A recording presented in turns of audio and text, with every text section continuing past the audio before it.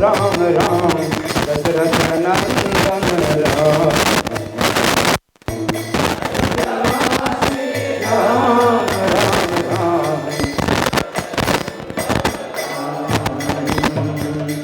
अयोध्यावासी राम राम राम दशरथ नंदन राम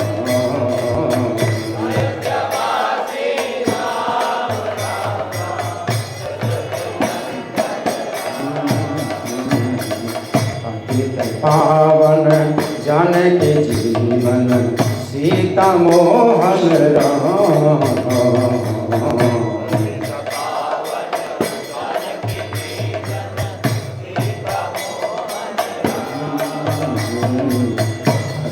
पावन जानकी जीवन सीता मोहन राम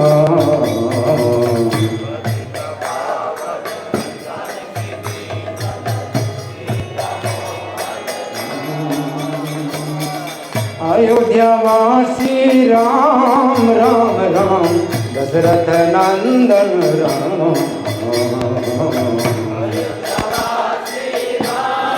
जय हो जय हो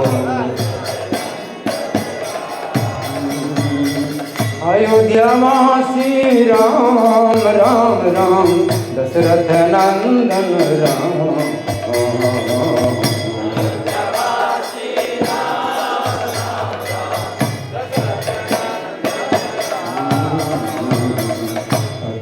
पावन जानकी जीवन सीता मोहन राम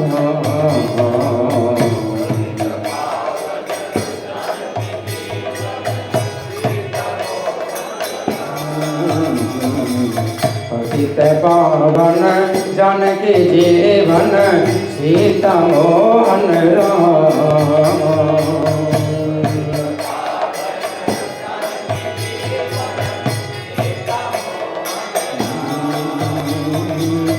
अयोध्यावासी राम राम राम दशरथ नंदन राम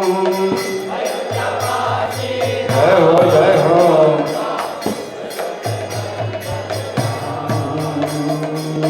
अयोध्यावासी राम राम राम दशरथ नंदन राम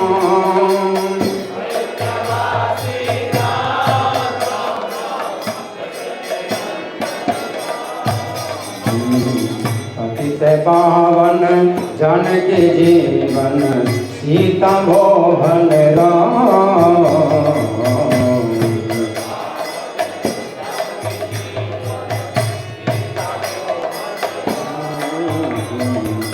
पतित पावन जानकी जीवन सीता मोहन राम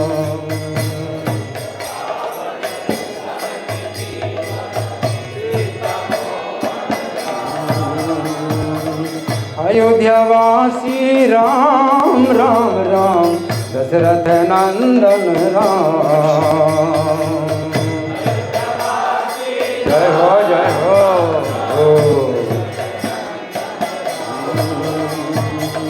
अयोध्यावासी राम राम राम दशरथ नंदन राम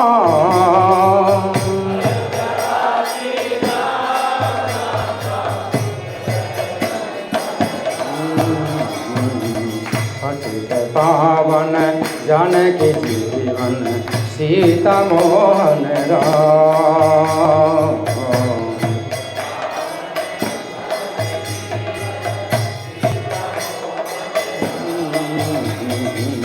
पतित पावन जानकी जीवन सीता मोहन राम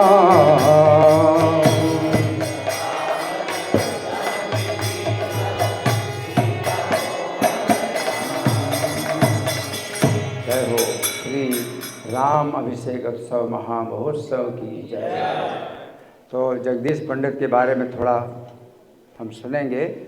जगदीश पंडित के विषय में ये बताया गया है, ये गौर गणोद्देश दीपिका में कवि कर्णपुर लिखते हैं, अपरे यज्ञ पत्नियों श्री जगदीश हिरण्य को एकादश्याम एयोरन्नम प्रार्थयित्वा घसत प्रभु।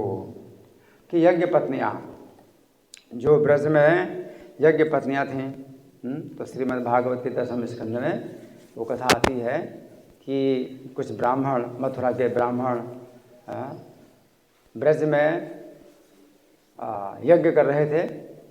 कंस के भय से छिप करके यज्ञ कर रहे थे ब्रज में।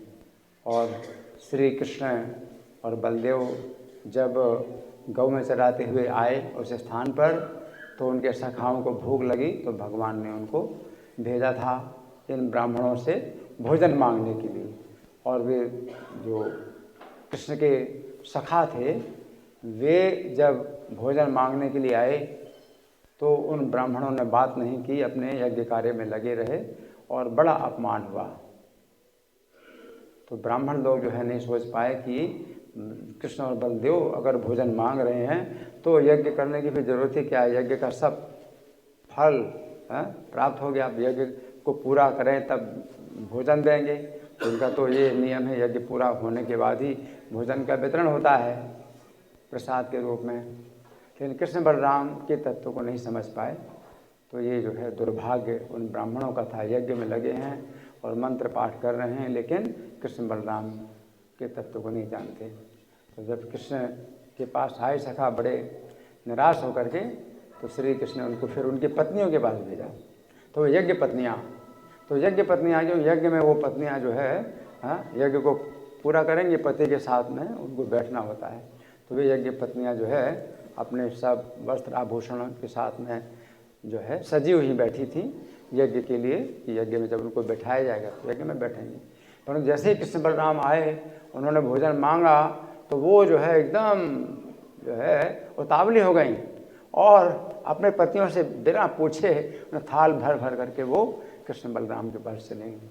तो वो जो है एक बहुत बड़ी जो है बात थी कि अपने पतियों की जो है आज्ञा का उल्लंघन करके यज्ञ को भी जो है तिरस्कार करके कृष्ण बलराम को जो है भोजन देने के लिए आए।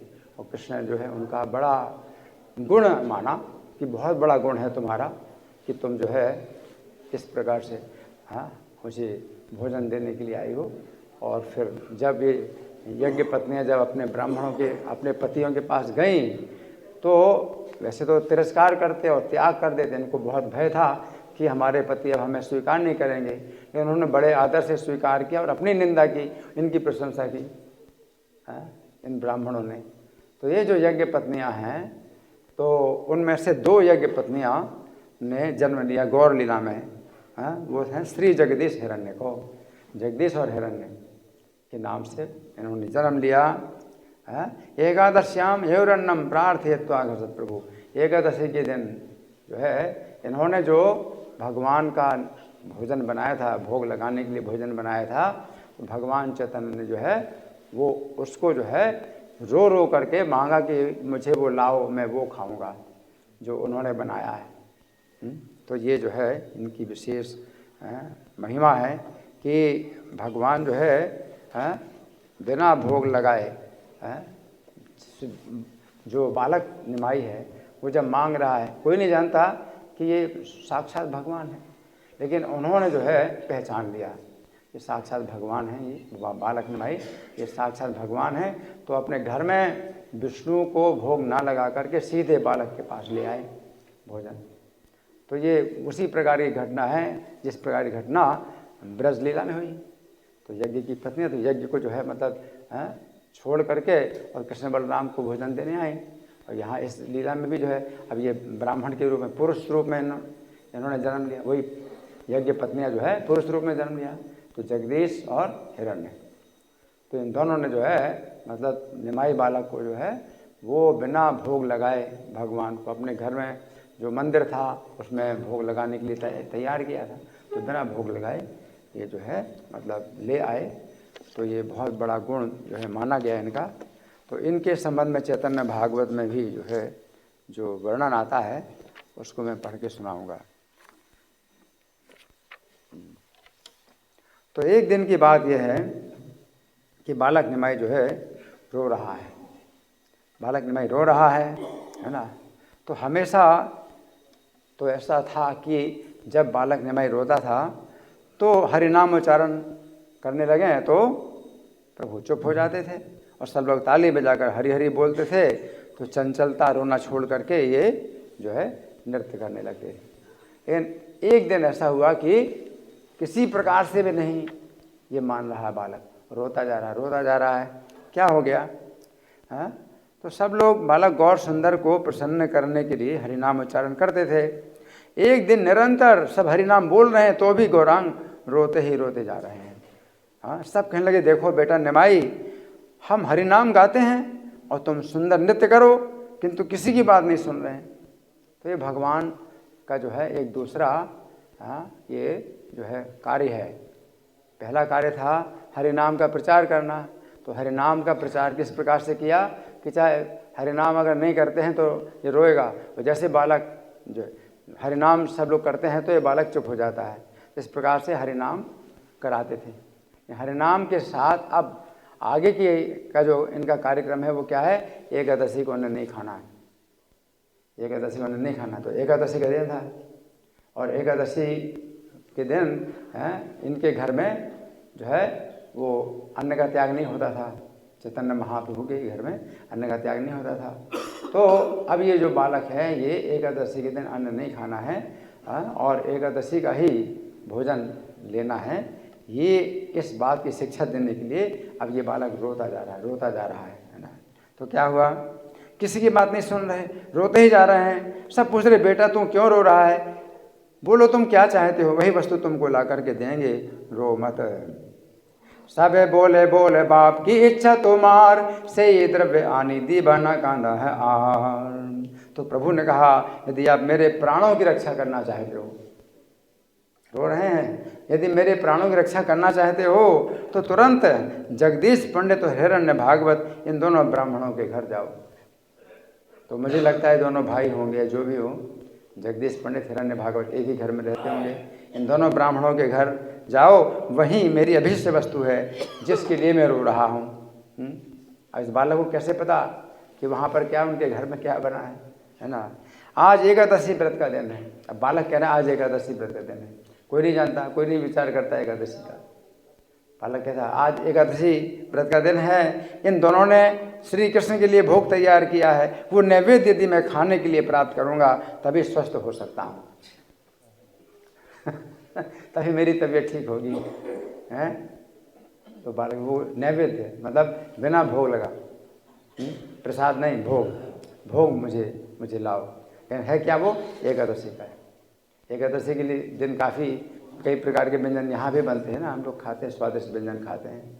तो भगवान का जो है ये संदेश है कि एकादशी के दिन अगर आप भूखे नहीं रहना चाहते तो मत भूखे रहो, कई प्रकार के व्यंजन खाओ लेकिन अन्न मत खाओ। तो ये जो है संकेत है। तो बालक कह रहा है श्री कृष्ण के लिए उन्होंने विशेष भोग तैयार किया हुआ है आज के दिन, तभी मैं स्वस्थ होकर विचरूंगा। ये बात असंभव जानकर सची माता मन में बड़ी दुखी होकर बोली, देखो ये ऐसी बात कहेगा जो लोक और वेद में नहीं है। कोई भगवान का भोग भी खाने को मांगता है, सच माता है, कोई भगवान का भोग भी खाने को मांगता है। श्री गौर के वचन सुनकर सब हंसने लगे, तब गौर फिर रोने लगे, फिर से रोने लगे, फिर रोने लगे। सबने कहा वही ला देते हैं, तुम रो नहीं। से सब नैवेद्य दिखाई वारे पांग, तबे मोहि सुस्त है हाटिया बेड़ांग। असंभव्य शून्य जननी कर खेद, हे न कथा कहे जे नहीं लोक वेद। सबे हासे न सुने शिशुर वचन, सबे बोले दिव्य बाप संबर क्रंदन। और ये दोनों ब्राह्मण परम वैष्णव थे, जगन्नाथ के साथ एक प्राण थे, मतलब पिता। तो निमाई के पिता जगन्नाथ मिश्र के साथ एक प्राण थे, है ना।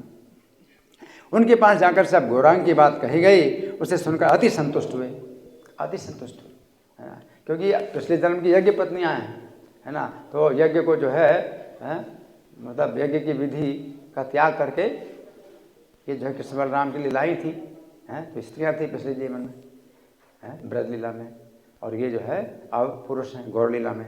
तो बड़े संतुष्ट हुए दोनों और कहने लगे ये तो महा अद्भुत बात है। इनका सारा शरीर पुलकित हो गया कि बालक गौरांग जो है हमारा नैवेद्य मांग रहा है, जो भगवान को भोग नहीं लगा। बालक निमाई हमारा नैवेद्य अति पुलकित हो गए हैं और संतुष्ट हुए और कहने ये तो महा अद्भुत बात है, ऐसी बातें बालक जानते हो, ऐसा कभी नहीं सुना। उसने कैसे जान लिया कि आज एकादशी का व्रत? उसने कैसे जान लिया? घर का बच्चा कैसे जान लेता है आज एकादशी का व्रत है? घर में कोई एकादशी नहीं करता है तो कैसे जान लिया? उसने कैसे जान लिया आज एकादशी व्रत है? और फिर नैवेद्य भी हमने बनाया है, आज हमने एकादशी का ही नैवेद्य बनाया है, ये भी कैसे जाना उसने, है ना? ये बात उसने कैसे जान ली? अब हम समझ पा रहे हैं ये बालक जो अति सुंदर है, इसके शरीर में श्री गोपाल का अधिष्ठान है। तो इनको ईश्वर ना मान करके क्या सोचते हैं कि ईश्वर, इनके शरीर में ईश्वर ही है जो बोल रहा है ना। जैसे क्या है, बच्चे के प्रति जो है स्नेह की भावना भी बनी रहती है और ईश्वर भाव भी रहता है। तो स्वयं ईश्वर नहीं है ये बालक, लेकिन ईश्वर इसके शरीर में निवास करते हैं और वही बोल रहे हैं इस बालक से। तो इस तरह से वो इसके शरीर में श्री नारायण ही क्रीड़ा कर रहे हैं, वही इसके हृदय में विराजमान होकर ऐसी बातें बोल रहे हैं। ये बालक तो नहीं जानता, नारायण ही बोल रहे हैं इसके बालक के मुँह से, ऐसा जो है सोच रहे हैं। के माते जाने ले आज श्री हरि बासर, के माते व जाने ले नैवेद्य बहुतन, वो जिलांग ऐसे सुपारम रूपवान, अतएव ए देह गोपाल अधिष्ठान। ये समझकर दोनों ब्राह्मण सब नैवेद्य इनके पास ले आए, पूरा का पूरा जितना बनाया था सब का सब इनके पास ले आए। तब क्या होगा, एकादशी के दिन ये लोग नहीं खाएंगे कुछ भी, निराहार रहेंगे और बालक को सब खिलाएंगे। तो सब ले आए और इन्हें देखकर अति आनंदित हुए। दोनों ब्राह्मणों ने कहा, लो बेटा खाओ, ये नैवेद्य श्री कृष्ण को ही अर्पित हो गया है, अर्थात आपको अर्पण करने पर श्री कृष्ण को ही अर्पित हो गया। तो श्री कृष्ण की कृपा होने पर ही ऐसी बुद्धि उदित हुआ करती, नहीं तो कैसे कहेगा? वो कहेंगे कि आपके घर का बच्चा जो है मांग रहा है, हम कैसे दें, हम तो पहले भगवान को भोग लगेगा इसके बाद ही देंगे। ऐसी बुद्धि कैसे होती है? जब श्री कृष्ण की कृपा हो तब। दास भाव के बिना ऐसी बुद्धि किसी में उदित नहीं होती है। जगदीश पंडित, हिरण्य भागवत, इन दोनों पर कृष्ण कृपा थी, तभी उनमें ऐसी बुद्धि का उदय हुआ। विशेषता कृपा होने पर ही श्री गौर सुंदर को साक्षात श्री कृष्ण अनुभव किया जा सकता है। ऐसे सुर देह क्रीड़ा करे नारायण, हृदय बस यसे बोलाए बचन, माने भावे दोई विप्र सर्व उपहार, आनिया दिले करे हरि से अपार। कृष्ण कृपा है ले मत बुद्धि है, दास बिनु अन्य रे बुद्धि कभू नए। भक्ति के बिना श्री चैतन्य देव को कोई नहीं जान सकता। उनके लोमकूप में अनंत ब्रह्मांड निवास करते हैं। भक्ति बिना चैतन्य गोसाई नाही जानी, अनंत ब्रह्मांड जार लोमकूपे सोनी। ऐसे सर्वेश्वर भगवान एक ब्राह्मण बालक के रूप में लीला कर रहे हैं। जो इनके जन्म जन्म के दास हैं वही इन लीलाओं को नेत्रों से देख पाते हैं। जो जन्म जन्म के दास हैं वही, है ना। संतोष से हाइला सब पाई उपहार, अल्प अल्प के चुपा बुखाई ले सभार। तो नैवेद्य को पाने पर सबको संतोष हुआ और थोड़ा थोड़ा करके श्री गौर प्रभु ने वो सब नैवेद्य खा लिया, सब खा लिया। श्री गौर अपने भक्तों के उपहार को आनंद पूर्वक ग्रहण करते हैं, रोते हैं। सोचिए कितना सौभाग्य है कि जिनके हाथ का बनाई हुआ खाने के लिए भगवान रोए। हरि बोल। भगवान रोते हैं, मेरे प्राणों की रक्षा करना चाहे तो तुम मुझे लाओ, मुझे दो, मुझे खिलाओ, हैं, मैं तो मर रहा हूँ, जल्दी लाओ। भोग लगाने का समय नहीं है, जल्दी लाओ। मेरे प्राणों की रक्षा करना चाहते हो तो लाओ। भगवान रोते हैं और किसी प्रकार से चुप नहीं होते, हरि नाम से भी चुप नहीं होते हैं। तो क्या शिक्षा है कि हरि नाम के साथ साथ आपको क्या करना है? दूसरा नियम, एकादशी को नहीं खाना। तो इस क्रम से हम किसी को भक्त बनाते हैं तो पहले हरि नाम का वही जाप करो, फिर दूसरा नियम एकादशी को नहीं खाना। तो ये जो है भगवान का दूसरा ये प्रचार है। श्री गौर अपने भक्तों के उपहार को आनंद पूर्वक ग्रहण करते हैं। इनकी इच्छा पूर्ति होने पर सब चंचलता और रोना बिगड़ना बंद हो गया। इच्छा पूरी हुई तो रोना बिगड़ना बंद हो गया। सब ने आनंद में भरकर हरि हरि ध्वनि की और अब गौर खाते हैं और कीर्तन में नाचते भी जाते हैं। खाते जाते हैं और नाचते जाते हैं। इस प्रकार से है, जब खाने को मिल गया वो तो खा रहे हैं और नाच रहे हैं, और कितना तो भूमि पर फैला रहे हैं। तो बच्चा खाता है तो फैलाता ज़्यादा है, खाता थोड़ा फैलाता ज़्यादा है, तो भूमि पर फैला रहे हैं। और कितना तो भूमि पर नैवेद्य फैल रहा था, और कितना किसी किसी के शरीर पर पड़ रहा था। इस प्रकार ब्रह्मा शिव के भी स्वामी श्री गौर लीला करते हैं। कथो फैले भूमि ते कथो कथे वकारो गाय, ए मत लीला करे त्रिदशेरे राय। जे प्रभु रे सर्व वेदे पुराणे बाखाने, हे न प्रभु खेले सची देवी रे आंगने।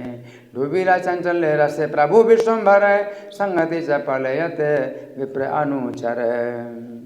तो आज ऐसे जो है महापुरुष जगदीश पंडित का आविर्भाव दिवस है, तो हमारे लिए बहुत जो है बड़े सौभाग्य की बात होगी कि हमारे हाथ का बनाया हुआ भी भगवान खाने के लिए रोएं।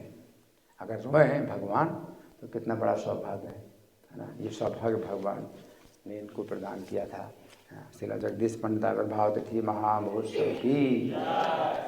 अब वाल्मीकि रामायण से हम सुनेंगे आज, क्योंकि श्री राम की प्राण प्रतिष्ठा समारोह है ना अयोध्या में, तो एक प्रकार से उनका राज्याभिषेक ही हो रहा है। तो श्री राम का राज्याभिषेक हुआ 14 साल के बाद, है ना। तो अब ये बहुत सालों के बाद 1526 में बाबर ने आक्रमण किया था, 1526 में, है ना। और उसने जो है मंदिर तोड़ा, है ना, और बाबरी मस्जिद बनाई। तो समझिए कितने सालों के बाद अब जो है श्री राम का जो है फिर जो है वो हो रहा है, उनका जो है साम्राज्य स्थापित हो रहा है। तो एक प्रकार से राज्याभिषेक ही सब, जो कि राज्याभिषेक वो 14 साल वनवास के थे, और ये जो है कितने साल हो गए भगवान राम के, हैं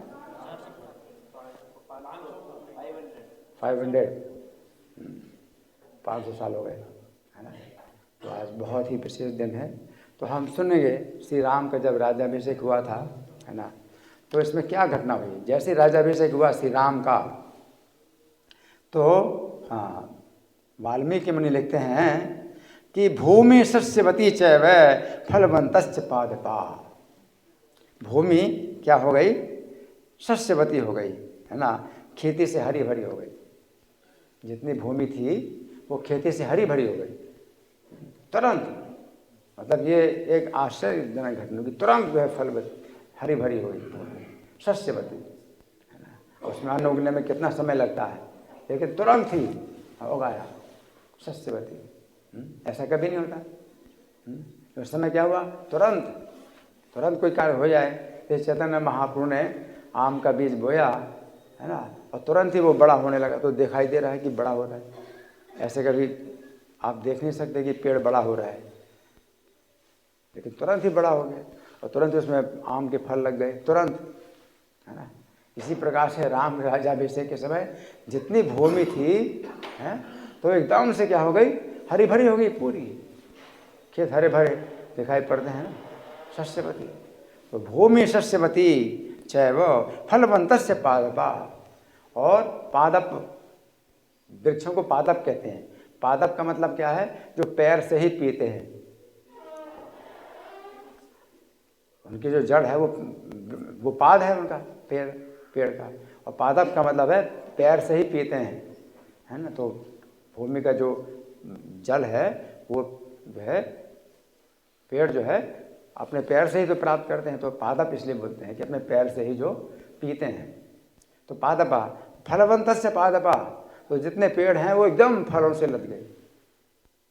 तो चैतन्य महाप्रभु ने एक आम के जो है बीज को बोया, एकदम से वो बड़ा किया और एकदम फलवंत कर दिया उस एक पेड़ को। श्री राम के राज्य में क्या हुआ कि जितने पेड़ थे सब फल से भरे। हरि बोल।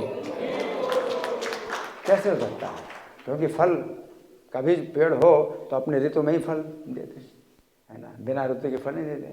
तो कुछ कोई जो है फल की ऋतु थी तो उनके फल थे, तो वो भी फल से एकदम भर गए, फलवंत हो गए, है ना। और जिनकी ऋतु नहीं थी जिन फलों की, वो भी जो है फलवंत हो गए। जितने पेड़ हैं सब फलवंत हो गए।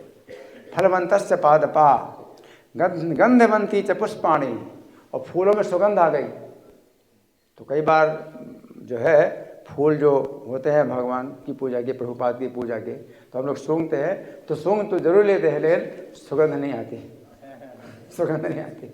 ज़्यादातर ये होता है, सुगंध आ रही है फूलों की, सूंघ तो लेते हैं, क्योंकि सूंघने का नियम है, लेकिन सुगंध नहीं आती।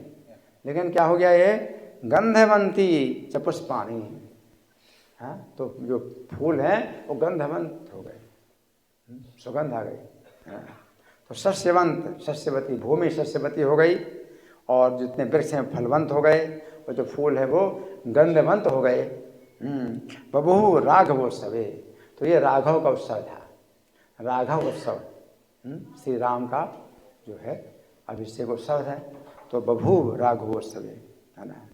तो इसमें काफ़ी वर्णन आता है उनका कि महाराज श्री राम ने उस समय पहले ब्राह्मणों को 1 लाख घोड़े दान किए, फिर उतनी ही दूध देने वाले गौएं दान की। उतनी मतलब कितनी? 1 लाख, उतनी दूध देने वाली गौएं, और फिर 100 साण दान किए। यही नहीं, श्री राम ने 30 करोड़ असरफियाँ, 30 करोड़ असरफियाँ और नाना प्रकार के बहुमूल्य आभूषण और वस्त्र भी ब्राह्मणों को बांटे। सहस्रशतमश्वानां धेनूनां च गवां तथा नदोषत वृषान् पूर्वं द्विजेभ्यो मनुजर्षभः 63 कोटि हिरण्यस्य ब्राह्मणेभ्यो ददौ पुनः नानाभरणवस्त्राणि महार्हाणि च राघवः। तत्पश्चात श्री राम ने अपने मित्र सुग्रीव को सोने की एक दिव्य माला भेंट की।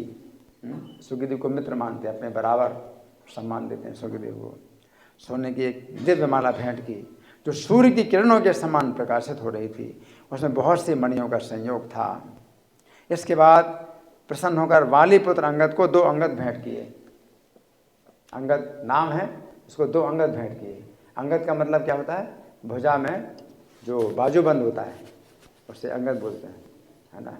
जिसका नाम अंगद है उसको 2 अंगद भेंट किए, है ना। 2 अंगद भेंट किए जो नीलम से जटित होने के कारण विचित्र दिखाई देते थे, चंद्रमा की किरणों से विभूषित जान पड़ते। चंद्रमा की किरणें निकल रही अंगद में, है ना। वैदूर्यमय चित्रे चा चंद्ररस में विभूषित है वाली पुत्राय धृतिमान अंगदाय अंगदे ददौ। उत्तम मणियों से युक्त उस परम उत्तम मुक्ताहार को जिसे वायु देवता ने भेंट किया था, जो चंद्रमा की किरणों के समान प्रकाशित होता था, श्री राम ने सीता जी के गले में डाल दिया। साथ ही उन्हें कभी मैले न होने वाले 2 दिव्य वस्त्र और बहुत से सुंदर आभूषण अर्पित किए। ये आभूषण और वस्त्र जो है सीता जी को जो दिए श्री राम ने, कभी मैले होंगे नहीं, तो धोने की जरूरत ही नहीं, डिटर्जेंट की कोई ज़रूरत नहीं है। आभूषण में मैले होते तो उनको चमकाया जाता है, तो ये मैले कभी होंगे नहीं। ऐसे दिव्य वस्त्र होते हैं जो कभी मैले होते नहीं, कभी धोने की जरूरत ही नहीं है ना। आभूषण भी ऐसे दिव्य होते हैं, कभी मैले नहीं होंगे, कभी चमक समाप्त होगी नहीं। ये जो है श्री राम ने भेंट किए। मणिप्रवर्जुष्टम तम मुक्ताहारम मनोत्तमम सीताय प्रददो राम चंद्ररश्मि समय प्रभम अरजेवाससी दिव्ये शुभान्याभरणानि च। सीता ने पति की ओर देखकर वायुपुत्र हनुमान को कुछ भेंट देने का विचार किया। वे अपने गले से उस मुक्ताहार को निकालकर बारंबार समस्त वानरों और पति की ओर देखने लगे। देखो सीता जी बोल नहीं रही हैं, लेकिन अपनी चेष्टा से जो है संकेत दे रहे हैं। तो उन्होंने वो माला जो श्री राम ने उनको दी थी, गले में डाल दी थी, तो उसको अपने गले से निकाली और वानरों की ओर देख रही हैं और अपने पति की ओर देख रही हैं। अब क्या संकेत है? पति की ओर देख रही है तो पति से आज्ञा मांग रही है ना, कि वे किसी को देना चाहती हैं। तो ये है, मतलब कई बातें ऐसी होती बोलना नहीं पड़ता है, लेकिन वो चेष्टाओं के द्वारा पता चल जाता है कि सीता जी क्या चाहती हैं। तो श्री राम ने उनके गले में डाली माला, तो सीता जी ने अपने गले से बाहर निकाल ली, अपने हाथ में ले ली और वानर की ओर देख रही और अपने पति की ओर देख रही, है ना। तो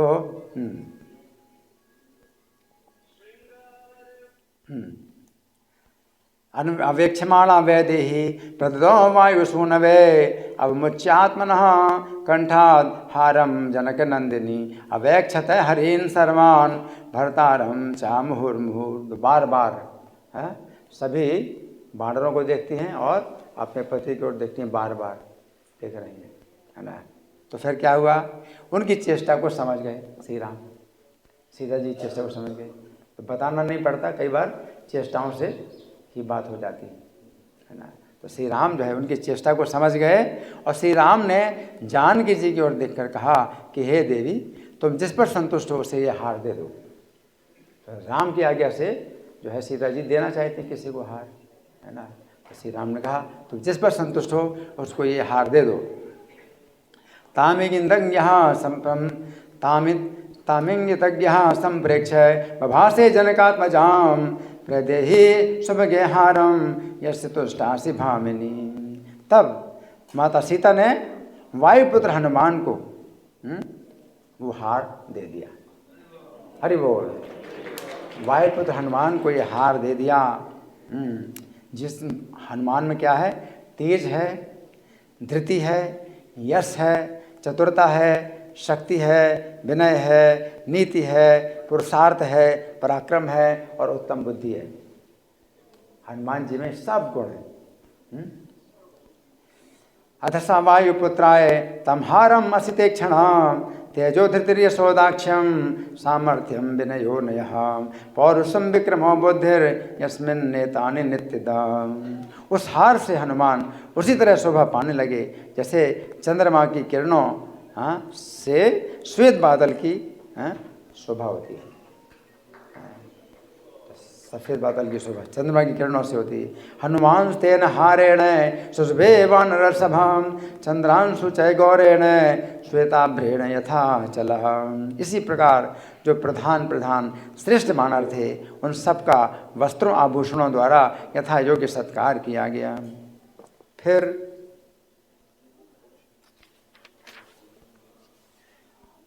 विभीषण, सुग्रीव, हनुमान, जाम्बवान आदि सभी श्रेष्ठ वीरों का मनोवांछित वस्तुओं के द्वारा और प्रचुर रत्नों के द्वारा यथा योग्य सत्कार किया। वे सब के सब प्रसन्न चित्त होकर जैसे आए थे उसी प्रकार अपने अपने स्थानों को चले गए। तब श्री राम ने द्विविध मैंद और नील की ओर देखकर उन सबको मनोवांछा पूरक गुणों से युक्त सब प्रकार के उत्तम रत्न भेंट किए। इसी प्रकार श्री राम का राज्याभिषेक देकर सभी महामनस्वी श्रेष्ठ वानर श्री राम से विदा लेकर किष्किंधा को चले गए। दृष्ट्वा सर्वे महात्मानः ततस्ते वानरसभां विसृष्टा पार्थिवेन्द्रेण किष्किंधां समुपागमन। सुग्रीव ने भी श्री राम के राज्याभिषेक का उत्सव देखकर और उससे पूजित होकर किष्किंधापुरी में प्रवेश किया। और विभीषण भी अपने कुल का अपना राज्य पाकर अपने साथी श्रेष्ठ निशाचरों के साथ लंकापुरी को चले गए। विभीषणोपि धर्मात्मा साते नर्तर्ष भय लब्धा कुलधनम राजा लंकाम प्रायान महायशाम। तो श्री राम बड़े आनंद से समस्त राज्य का शासन करने लगे। उन धर्मवत्सल श्री राम ने धर्म के लक्ष्मण से कहा, क्या कहते हैं श्री राम? लक्ष्मण, पूर्ववर्ती राजाओं ने चतुरंगिनी सेना के साथ जिसका पालन किया था उसी इस भूमंडल के राज्य पर तुम मेरे साथ प्रतिष्ठित हो। श्री राम लक्ष्मण से कहते हैं कि तुम मेरे साथ प्रतिष्ठित हो इस राज्य पर। अपने पिता पितामह और प्रपितामहों ने जिस राज्य भार को पहले धारण किया था उसी को मेरे ही समान तुम भी युवराज पद पर स्थित होकर धारण करो। लक्ष्मण से कहते हैं कि तुम युवराज बनो। क्या? तो युवराज बनने का मतलब क्या है? युवराज बनने का मतलब यह है कि जो इस समय राजा है उसके बाद अगला राजा वो बनेगा, उसको युवराज पद पर। तो श्री राम कहते हैं लक्ष्मण से कि तुम युवराज पद पर प्रतिष्ठित हो। और राज्यभार, राज्य को भार समझते हैं, राज्य को भोग नहीं समझते। राज्य को भोगते नहीं हैं। जो श्रेष्ठ राजा होते हैं वो राजर्षि कहलाते हैं। तो राजर्षि जो है राज्य को भार समझते हैं, भार समझ करके स्वीकार करते हैं, भोग समझ के नहीं स्वीकारते। राज्य को भोगेंगे, इसलिए श्री राम क्या कहते हैं कि ये जो है राज्य भार को तुम भी स्वीकार करो। आतिष्ठ धर्मज्ञ मया सहे माम गाम पूर्व राजाध्युषिताम बलेन तुल्य मया तुम पितृभिर्धृताया ताम्यो विराजे धुर भू भूतमस्व। परंतु श्री राम के सब तरह समझाने पर भी लक्ष्मण ने उस पद को नहीं स्वीकार किया। लक्ष्मण ने उस पद को नहीं स्वीकार किया। क्यों? वो दास भाव में है, युवराज नहीं बनना चाहते। वो श्री राम की सेवा में इतने आसक्त हैं कि वो युवराज पद नहीं पाना चाहिए। उन्होंने स्वीकार नहीं किया। तब श्री राम ने भरत को युवराज पद पर अभिषिक्त किया। तो लक्ष्मण की भावना वो भी पूर्ण समर्पण, भरत का भी पूर्ण समर्पण है, लेकिन भाव में थोड़ा अंतर है। लक्ष्मण की सेवा की भावना बहुत ज़्यादा है, तो युवराज पद वो भी स्वीकार करते हैं। और भरत जी के अंदर भी सेवा की भावना है, तो उनकी आज्ञा के अनुसार वो भी स्वीकार करते हैं। तो वो भी भोग किन्ने के लिए नहीं है, वो भी भार के रूप में स्वीकार कर रहे हैं भरत जी। तो दोनों मतलब एक से एक बढ़ कर कोई कम नहीं है ना। तो भरत जी ने स्वीकार कर लिया। तो श्री राम ने युवराज पद पर अभिषेक कर दिया भरत जी का। सर्वात्मना पर्युन्हीय मानो यदा न सौमित्री रूपयति योगम नियोज्य मानो भवियो विराजे ततो विसिंचन भरतम महात्मा। श्री राम के राज्य शासन काल में कभी विधवाओं का विलाप नहीं होता था। विशेषता राम राज्य की क्या विशेषता? विधवाओं का विलाप नहीं होता। इसका मतलब क्या? कोई स्त्री विधवा होती नहीं। विधवा होगी तो विलाप करेगी। तो विधवाओं का विलाप नहीं होता था, इसका मतलब कोई स्त्री विधवा नहीं होती थी। श्री राम के राज्य में कोई भी स्त्री विधवा नहीं होती थी, है ना। ये न पर्यदेवन विधवा न चाव्यालय कृतम भयम। और ब्याल का भय नहीं होता है। दुष्ट जंतु सांप है ना, तो कभी भी मतलब मिल जाए काट लेगा, है ना। अभी तो शहर में सांप बहुत कम मिलते हैं, लेकिन जो जंगल होते हैं और गांव होते हैं वहाँ तो सांप कभी भी मिल जाए और किसी को कभी भी काट ले। हमेशा डर रहता है सांप के काटने का, है ना। लेकिन राम के राज्य में कभी भी ब्याल का भय नहीं है। न चा ब्याल कृतम भयम न व्याधिजम भयम चासीन रामे राज्यम प्रशासती। और न ही व्याधि का भय होता है। व्याधि माने शारीरिक रोग, शरीर में रोग का कोई भय नहीं है ना। तो फिर डॉक्टरों की ज़रूरत ही नहीं। ये बड़े बड़े हॉस्पिटल बन रहे हैं ना, तो हम लोग सोचते हैं देखो कितनी जो है उन्नति हो रही है कि हॉस्पिटलों की संख्या बढ़ती जा रही है और बेड भी जो है ज़्यादा से ज़्यादा मिल रहे हैं। इसको जो है बड़ी सुविधा मानी जाती है। भाई ये जो है मतलब आजकल इतनी सुविधा है अस्पतालों की। तो राम के राज्य में ये सब सुविधा नहीं होती थी। ये सब सुविधा नहीं थी। कोई हॉस्पिटल नहीं था, कोई डॉक्टर की ज़रूरत ही नहीं थी ना। तो आप कहेंगे राम का राज्य तो पिछड़ा था। तो राम का राज्य इस मामले में पिछड़ा था, कोई किसी को रोग ही नहीं होता था, है ना। इसलिए राम का राज्य हर कोई चाहता है।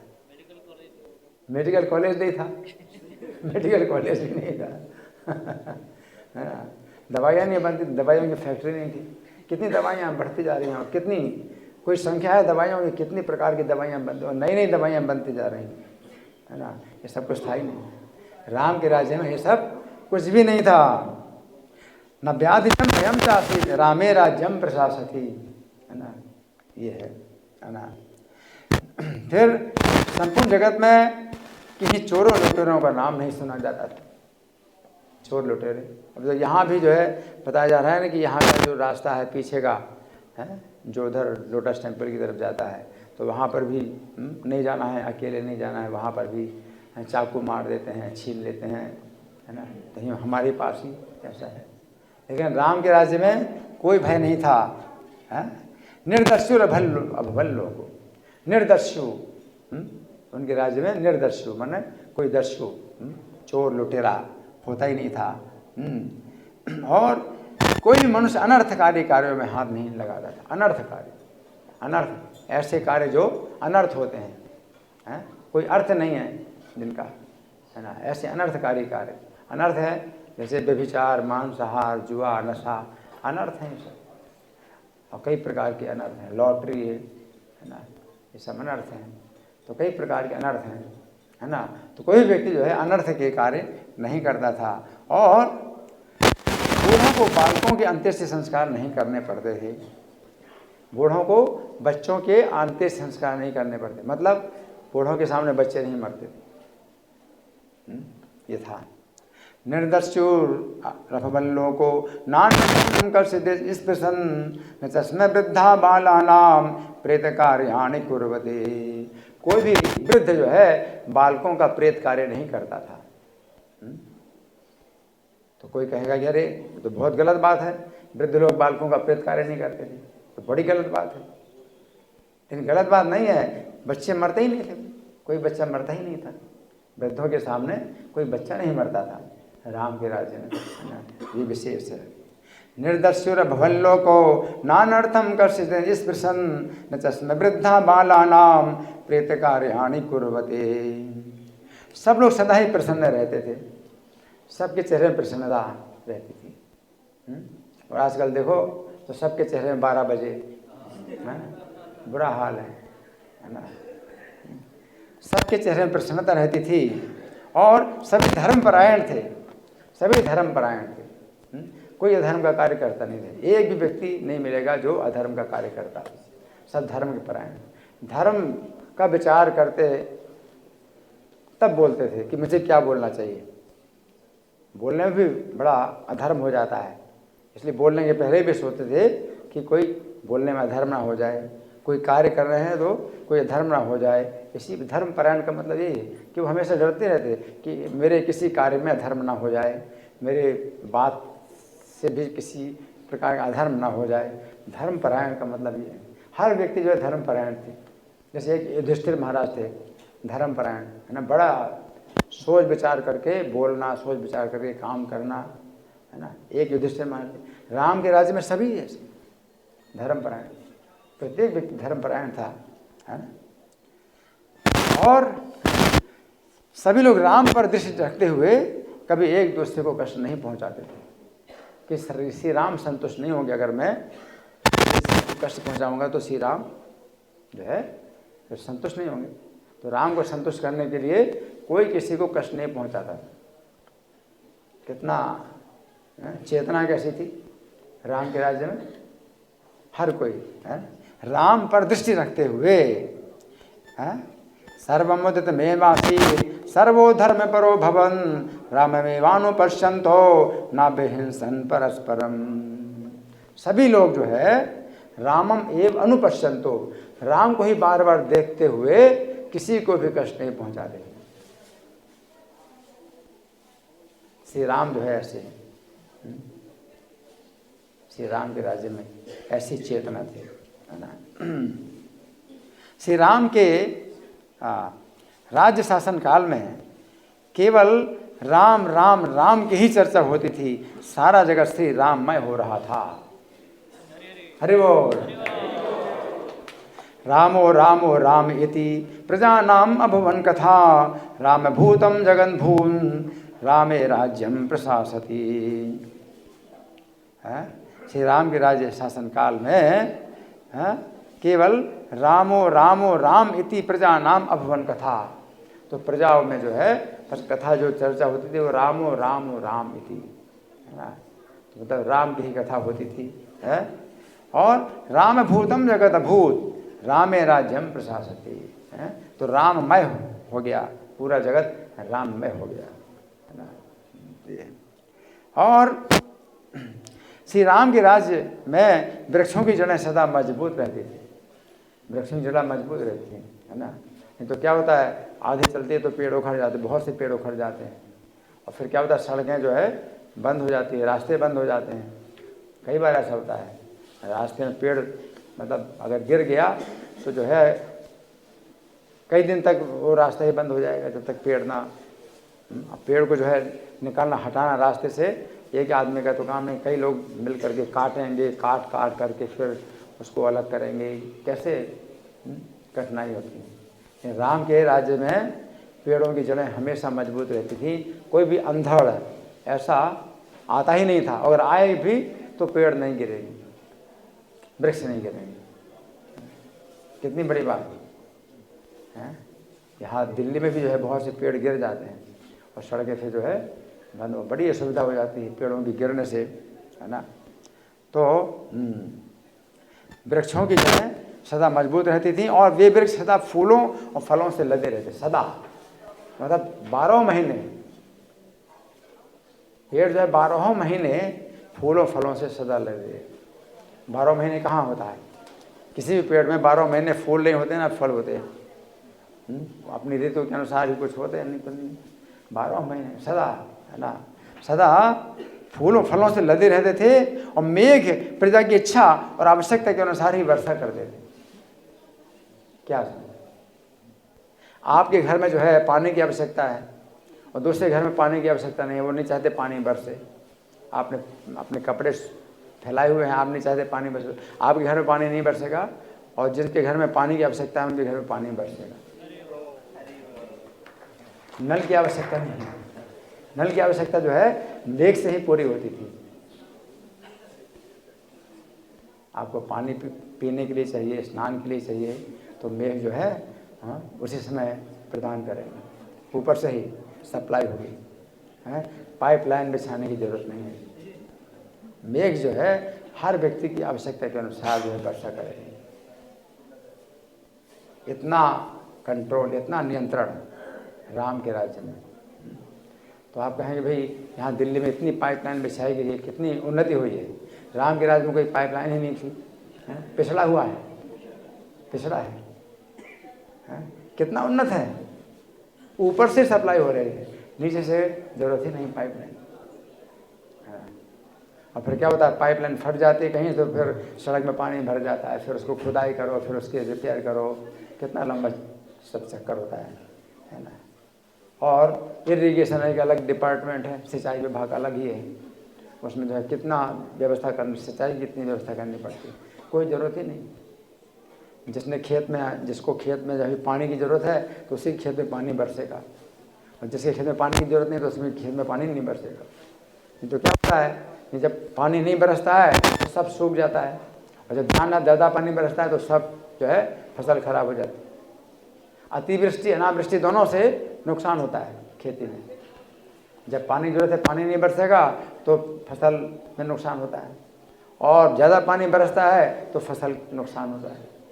लेकिन श्री राम के राज्यकाल में ना अतिवृष्टि ना अनावृष्टि, जितनी वृष्टि चाहिए उतनी वृष्टि हुई। राम के राज्यकाल में नित्य मूला नित्य फला वर्षे च पर्जन्य सुख स्पर्श मारुतः। नित्य मूला, जितने भी वृक्ष थे क्या होते थे, नित्य मूला, उनकी जड़ हमेशा बनी रहती थी, मतलब मजबूत रहती थी, कभी वो गिरते नहीं थे, नित्य मूला। फिर नित्य फला, जितने वृक्ष हैं नित्य फल देने वाले। और फिर नित्य फलास, और तत्र पुष्पिता, नित्य पुष्पिता, हमेशा फूल देने वाले वृक्ष थे। और कामवर्षी च पर्जन्य, यहाँ और जो पर्जन्य है, बादल है, वो कामवर्षी थे। कामवर्षी का मतलब आपकी इच्छा के अनुसार वर्षा करें, कभी बाढ़ नहीं आएगी, पानी की कभी कमी नहीं होगी। जितने सरोवर हैं, जितनी नदियां हैं, उनमें पर्याप्त पानी रहेगा। मेघ जो है नदियों में और सरोवरों में भी और कुंडों को भी जो है हमेशा भरते रहते थे, ना बाढ़ आएगी उनमें और ना जो है पानी की कमी रहेगी। सप्लाई जो है उतनी होती थी जितनी आवश्यकता है ना। इस प्रकार से कामवर्षी च पर्जन्या सुख स्पर्श मारुतः, और जो हवा थी वो सुख स्पर्श के द्वारा सुख प्रदान करती थी। स्पर्श के द्वारा सुख। अब ठंड में जो है हवा होती है तो बड़ा कष्ट मिलता है ना, और गर्मी हवा चलती है तो गर्म वो जो है लू तो वो भी कष्ट पहुंचाती है। लेकिन हर समय हवा जो है सुख स्पर्शी था, यानी सुख प्रदान करे। तो क्या मतलब है कि जाड़ों में जो है हवा चलेगी कि आपको सुख मिलेगा, तो कुछ क्या रहेगी, थोड़ा गर्म रहेगी आपको, जिससे कि ठंडी ना लगे। और गर्मी में जो है हवा चलेगी हैं तो आपको शीतल हवा मिलेगी। तो पंखे की ज़रूरत ही नहीं थी, एसी की ज़रूरत ही नहीं थी। पंखे और एसी नहीं होते थे राम के राज्य काल में। क्यों? पिछड़ा था। आजकल जो है बहुत उन्नति हो रही, खूब पंखे एसी बन रहे हैं, है ना।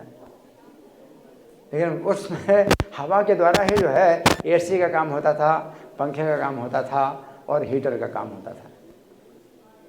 ना हीटर की ज़रूरत, ना पंखा, ना एसी, किसी की ज़रूरत नहीं। हवा ही जो है स्पर्शी था, सुख प्रदान करेगा स्पर्श। हवा जो है आपके वस्त्रों को भी नहीं उड़ाएगा। लोग जो है सिले कपड़े नहीं पहनते थे, सिले कपड़े पहनने की ज़रूरत ही नहीं है। सिले कपड़े क्यों पहनते हैं?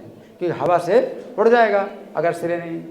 लेकिन उस समय सिले कपड़े लोग नहीं पहनते थे, तो हवा उनके वस्त्रों को नहीं उड़ाती थी। सुख स्पर्शी आपको सुख प्रदान करेगी, अपने स्पर्श के द्वारा हवा सुख प्रदान करेगी। सुख स्पर्शी होता है। वायु जो है हमेशा अपने स्पर्श से सुख प्रदान करेगी, कभी भी दुख नहीं होगा हवा के द्वारा। बहुत मिलता है दुख, है ना। तो फिर गर्म कपड़े पहनने की भी जरूरत नहीं। हवा से जो है आपको इतना सुख मिलेगा कि गर्म कपड़े आप पहनोगे ही नहीं। क्या जरूरत गर्म कपड़े पहनने की, है ना। और हवा से इतना सुख मिलेगा कि गर्मियों में जो है कपड़े उतारने की भी जरूरत नहीं है। वो हवा जो है आपको एसी का काम करेगी। तो ये जो है राम के राज्य में, राम के राज्य में क्या था, क्षत्रिय शूद्र चारों वर्णों के लोग लोभ रहित होते थे, किसी को लोभ नहीं होता था। चारों वर्णों में किसी को भी लोभ नहीं होता था। तो आजकल लोभ ही लोभ है, और लोभ का मतलब है आपको जितना मिल जाए संतुष्टि होती नहीं, और चाहिए और चाहिए, है ना। तो लोभ रहित होते थे, तो फिर अपना कर्म क्यों करते थे? राम को संतुष्ट करने के लिए कर्म करते थे। ब्राह्मण अपने ब्राह्मण का कर्म करेगा राम को संतुष्ट करने के लिए, है? और जितना उसके पास उसी में संतुष्ट, है? जितना उसी में संतुष्ट, यदृच्छा लाभ संतुष्टो, जो कुछ प्राप्त हो जाए उसी में संतुष्ट रहे, है ना। तो ब्राह्मण क्षत्रिय वैश्य शूद्र और कर्मोचित कर्मों से संतोष था, सभी उन्हीं के पालन में लगे रहते थे। कर्मसु प्रवर्तन थे तुष्टा स्वयरेव कर्म भी, तो कर्मों से ही संतुष्ट रहते थे। ब्राह्मण अपने ब्राह्मण कर्म करते हुए संतुष्ट रहता था, क्षत्रिय अपने क्षत्रिय का कर्म करते हुए संतुष्ट रहता था। लोभ था ही नहीं, बिल्कुल लोभ नहीं। आजकल कितना लोभ है, कितना लोभ है भाई, इकट्ठा करते रहते हैं, है ना। दूसरों को परेशानी होती है ना। व्यक्ति जो है अनाज का भंडार इकट्ठा कर रहा है, गोदाम में जो है भरता जा रहा है? इस प्रकार से लोगों को परेशानी होती है। हर व्यक्ति संतुष्ट रहता था। क्षत्रिय सुकर्म सुप्रवर्तन थे स्वयरेव कर्म भी, काल में धर्म में तत्पर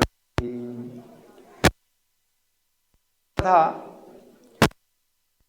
संपन्न थे, सबने धर्म का आश्रय ले रखा था। आसन प्रजा धर्म परा पूरी धर्म परा थी, धर्म को ही करके कार्य करते थे। धर्म सबसे बड़ा, धर्म परा। आसन प्रजा धर्म परा। आजकल जो है आसन प्रजा काम परा, है? काम वासना, और आसन प्रजा लोभ परा, आसन प्रजा परा काम क्रोध परायण, काम क्रोध के परायण है। और पहले हर कोई प्रजा धर्म परायण, धर्म परायण।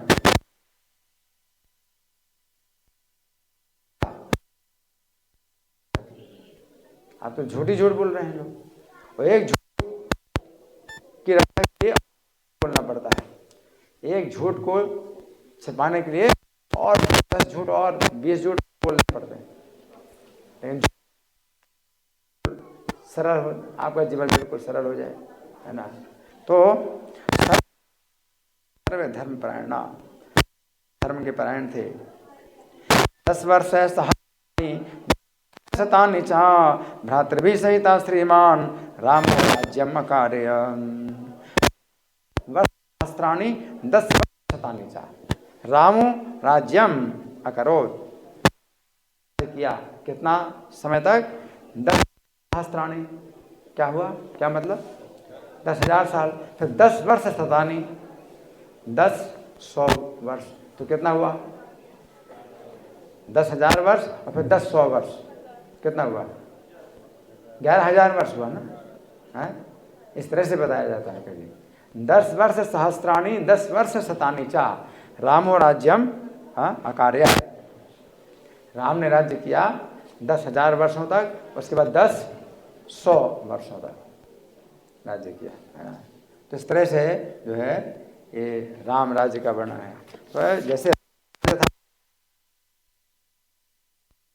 और श्री कृष्ण का भी द्वारका में राज्य था, लेकिन राम राज्य की ही चर्चा क्यों ज़्यादा होती है, एक ये प्रश्न है।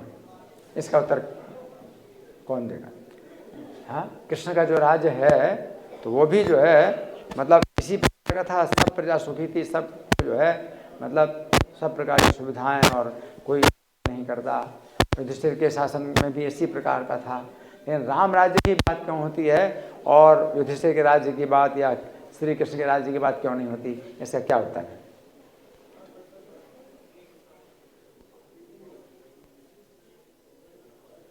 इसका उत्तर यह है कि 11,000 साल तक श्री राम ने राज्य किया। 11,000 साल तक जो है इस प्रकार की जो है रही सुखी संपन्न धर्मपरायण, जबकि भगवान श्री कृष्ण का राज्य पूरा जीवन काल ही 125 साल का था। उसमें भी 11 साल ब्रज में, फिर 18 साल मथुरा में, तो 11-18 कितना हुआ? 29 साल। 29 साल घटा दो 125 में, तो इतना समय ही कृष्ण का शासन, ठीक है ना। तो राम राज्य की इसलिए चर्चा होती है क्योंकि इसकी अवधि कितनी है? 11 साल तक अवधि, इसे राम राज्य की चर्चा होती है, ठीक है ना। तो अब आप लोगों की ओर से कोई प्रश्न है, कोई चर्चा? जी, इनको हैंड बैग दीजिए।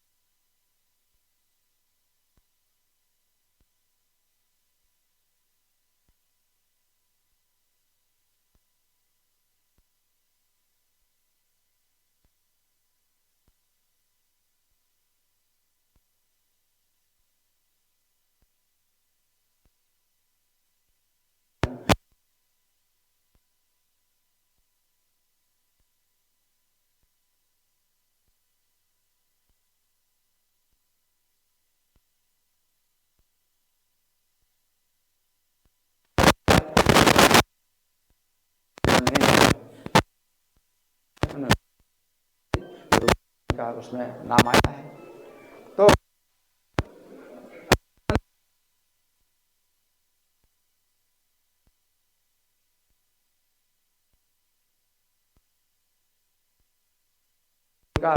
अपना गुण है, लोकनाथ गोस्वामी, तो वो चाहे नाम नहीं आना चाहिए, अपने को बहुत अयोग्य मानते हैं।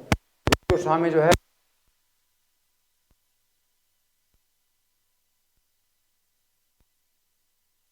गान माना जाएगा।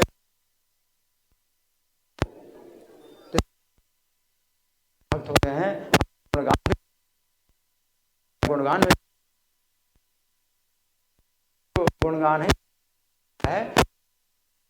जाते हैं, तो कराते थे। व्यास पूजा प्रभुपाद ने अपनी कराई, व्यास पूजा की पूजा कौन करता? प्रभुपाद ने अपनी पूजा कराई, तो उन्होंने अपनी पूजा कराई। आप अपनी, तो प्रभुपाद ने कहा शास्त्र में बताया गया है क्या कर सकता हूँ। तो भगवान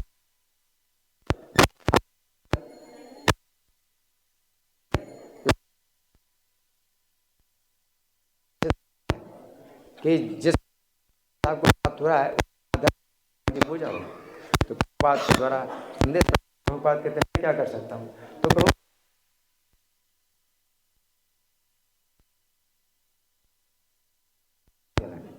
ठीक है ना। तो इस प्रकार से जो है लक्ष्मण की जो भावना है वो यही है कि श्री राम सेवक है, नीच सेवक है। भरत वो अगर श्री राम को ही वो पहुंचा देंगे, वो जो है अपना नहीं मानेंगे। तो वो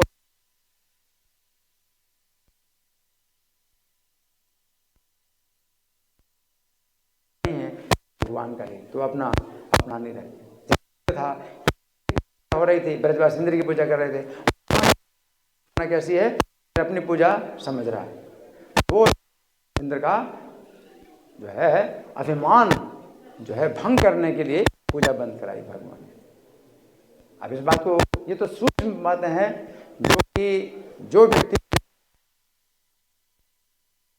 भगवान समझने वाले हैं, भगवान समझने वाले हैं। इंद्र की पूजा हो रही है तो ऐसा नहीं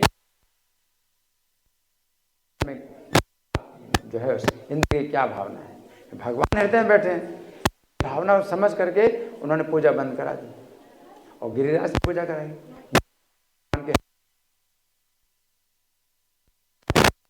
कराई भगवान ने, पूजा हुई लेकिन वो पूजा भगवान वो दे रहे हैं, तो भगवान समझ रहे हैं और भगवान स्वयं जो है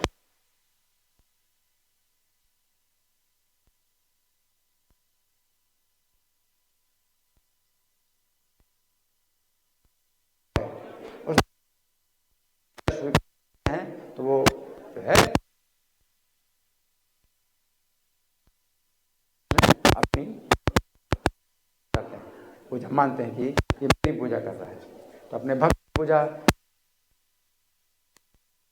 होते हैं कि मेरी बल्कि भक्त की पूजा है ना।